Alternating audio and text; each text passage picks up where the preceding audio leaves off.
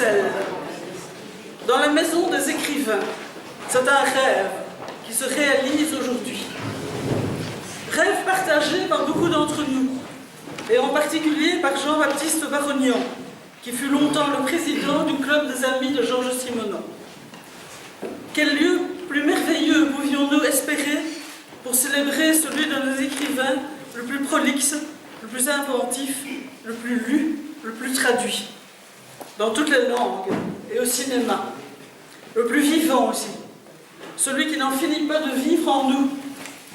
Les personnages de Simenon sont immortels. Ils sont tous ancrés en nous, et certains d'entre eux sont l'incarnation même de cette Belgique que nous aimons et qui nous ressemble. Simenon, comme Hergé, Magritte et tant d'autres, personnification du génie belge. Simenon, notre mémoire collective. Simenon, sans qui la Belgique ne serait pas tout à fait la Belgique. Car enfin, on pourrait se concevoir que Simenon, c'est comme Hergé, la ligne claire de l'écriture. Notre Simenon, nous l'accueillons aujourd'hui à la Maison des Écrivains, où avec Camille Lemonnier qui y a son musée, il était temps de le faire venir.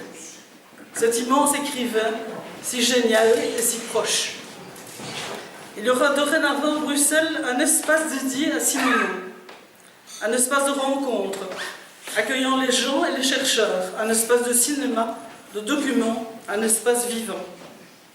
Simenon est vivant et continuera à vivre ici chez lui, à la Maison des Écrivains, de langue française, où il a toute sa place. Vive l'espace Georges Simenon. Georges Simenon, bienvenue chez vous. Je passe maintenant la parole à Jean-Baptiste Barognan, qui fut l'initiateur de ce beau projet.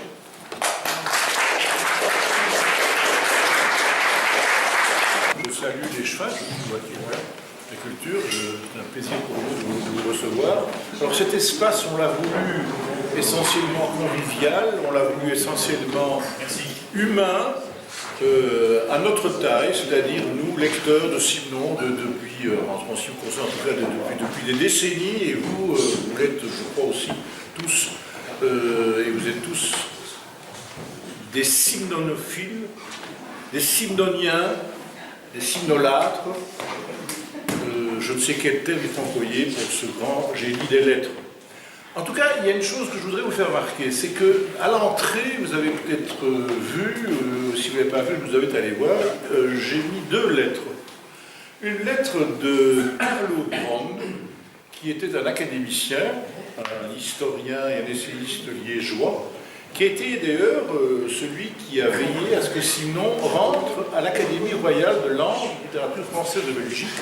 On l'oublie trop souvent, Simenon était membre de l'Académie dès 1952, et en 1952, il est venu des États-Unis, et spécialement ici en Europe, pour une tournée à ce qu'on dit, d'après les historiens, triomphale, c'est le mot que j'ai toujours lu et relu dans la presse de l'époque. Et il a profité de cette tournée triomphale pour être reçu ici à l'Académie royale de langue et littérature française de Belgique.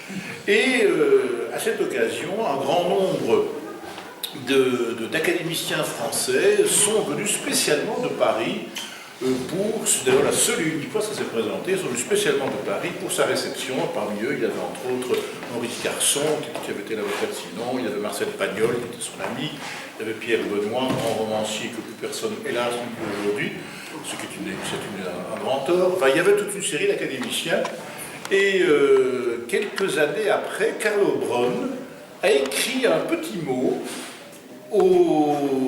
à la personne qui a précédé notre présidente actuelle, qui était une ancêtre d'Anne Michel, qui était de M. Dopagne, qui n'a rien à voir avec le Dopagne que nous avons connu ici comme écrivain comme président, afin que l'AEB, donc l'Association des écrivains belges, sollicite la candidature de Georges Simenon pour l'obtention du prix Nobel de littérature.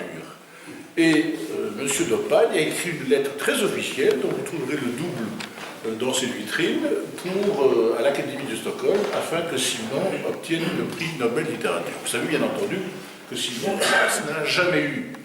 À cet égard, on pourrait établir une liste impressionnante des plus grands écrivains du XXe siècle qui n'ont jamais été honorés par le prix Nobel. Alors, je ne vais pas vous les citer. Il y a Marcel Proust, naturellement, il y a Stéphane Zweig, il y a Nabokov, il y a Borges. Enfin, la liste, jusqu'aux années les plus récentes, Tchaïkovski, ou bien le japonais Murakami, à se demander si les prix Nobel ne sont pas attribués précisément à des écrivains qui ne perdurent pas dans le temps. À cet égard, c'est là-dessus que je vais vous terminer, je vais vous raconter une toute petite anecdote qui m'a toujours amusé. Figurez-vous que j'ai un jour, j'ai bien connu un éditeur français qui s'appelait Bernard de Fallois, qui est décédé il y a 2 ans, qui était un homme absolument remarquable. C'était un Proustien, c'est d'ailleurs lui qui avait déterré Jean Santeuil. C'est à son initiative que le roman déconnu de Proust avait été publié dans les années 50 en France. On ne connaissait Proust qu'à travers le cycle de la recherche du temps perdu. Personne ne connaissait Jean Santeuil. Et c'est Bernard de Fallois qui a été le découvreur de cette œuvre qui précède dans le temps la recherche. Et Bernard de Fallois était un grand simnonien. Et il avait été sollicité par l'édition Gallimard pour publier une des toutes premières monographies sur Simon dans une collection qui s'appelle la Bibliothèque idéale. Et à cet égard, là je vous rapporte les conversations que j'ai eues de nombreuses fois avec Bernard de Fallois, chez qui j'ai eu le plaisir en tant qu'auteur de publier plusieurs livres. Bernard de Fallois m'a dit que pour réaliser ce volume, il allait régulièrement à Épalinges pour converser avec Simon. Et lorsqu'il allait à Épalinges pour converser avec Simon, il se retirait dans le bureau et Simon donnait des instructions à son secrétariat pour qu'on ne dérange sous aucun prétexte. Ça, c'est la formule consacrée. Et lors d'un de ces entretiens avec Simon, à un moment donné, on frappe à la porte du bureau de Simon. Il y a la secrétaire qui arrive, c'est Simonia le savent, elle s'appelait Joyce Etken, c'est une personne qui était extrêmement fidèle à Simon, et qui essaie de dire, monsieur Simon, je vous demandais qu'on me dérange, aucun prétexte, laissez-moi. Je peux rien insister. Et là, elle ajoute, c'est pour le prix Nobel. Alors, vous allez voir, c'est extraordinaire. Et alors, Simon, du coup, se lève d'un bond. Il laisse Bernard de Fallois tout seul, il disparaît, il revient à 5 minutes ou 10 minutes après, il a une tête d'enterrement, alors il est un peu troublé, alors Bernard de Fallois essaye de relancer la conversation, et ça ne va pas très bien, il dit, écoutez, je dis Bernard de Fallois, il dit, écoutez, je m'excuse, monsieur Simon, mais qu'est-ce qui s'est passé exactement pour que vous soyez aussi troublé ? Eh bien, figurez-vous qu'il y a un malotru qui a essayé de me vendre une collection complète des prix Nobel. Eh bien, ces lettres, vous les trouverez ici. Merci beaucoup. Je demande maintenant à monsieur l'échevin de la culture.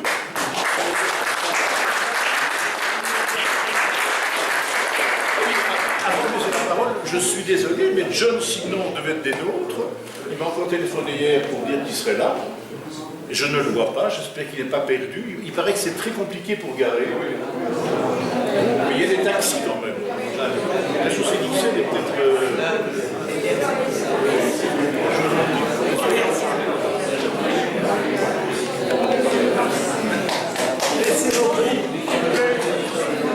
S'il vous plaît, s'il vous plaît. Oh, une petite minute, après tout ceci, évidemment. Madame la Présidente, M. Babagnan, je juste vous dire et surtout apporter le message de fierté qui est celui du bourgmestre et de tout le collège d'ailleurs pour XL, notre commune, d'abriter une initiative comme celle-ci. J'en discutais juste avant cette prise de parole. Elle est bienvenue et très bienvenue pour les écoles.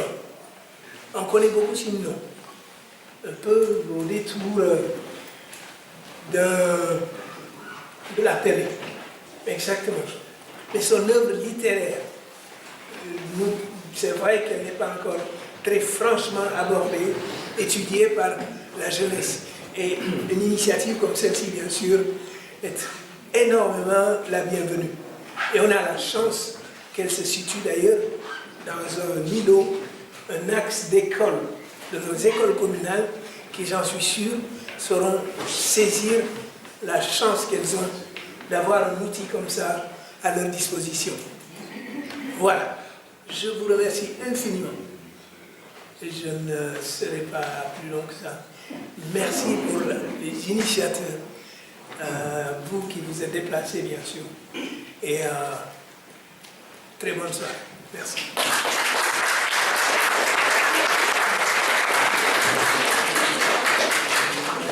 Je donne la parole à Michel Joiret.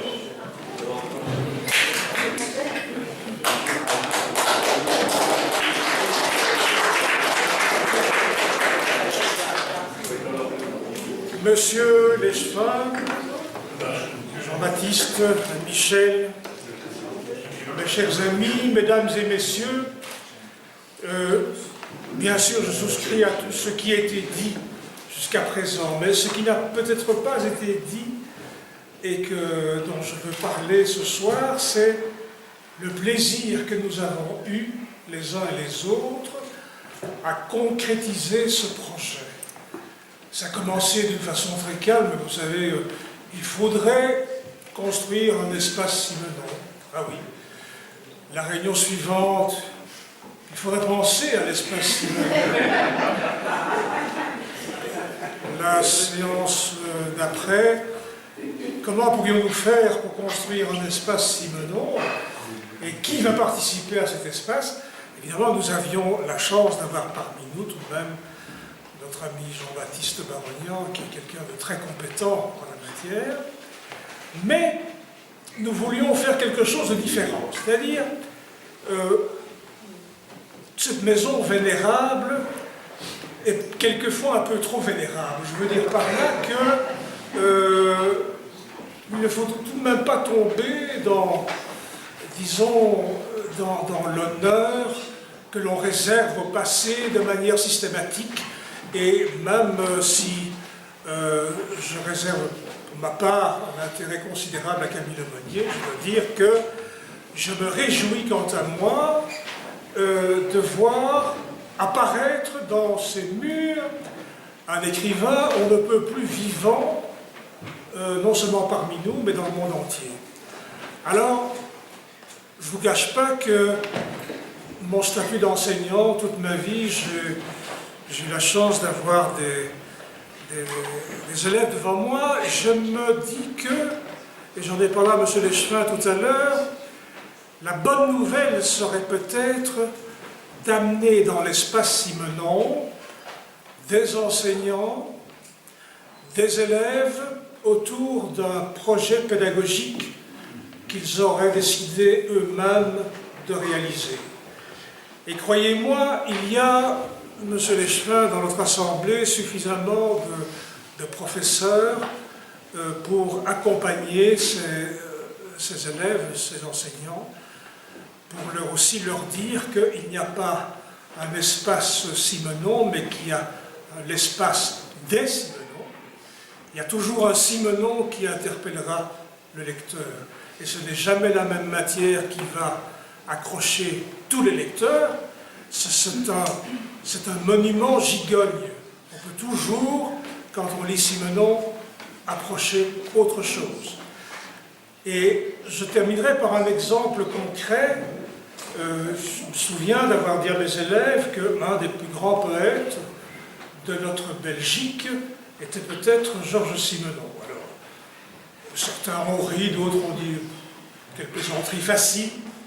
Alors que, si on prend la peine simplement de situer la poésie de l'eau dans l'œuvre de Simenon, on n'a pas fini de s'émouvoir.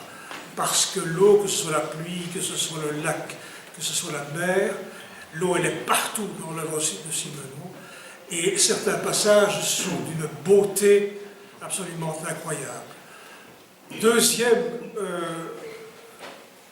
élément que je voulais vous apporter aujourd'hui, dernier élément peut-être, c'est que les dialogues que l'on trouve dans les œuvres de Georges Simenon sont des dialogues absolument exemplaires.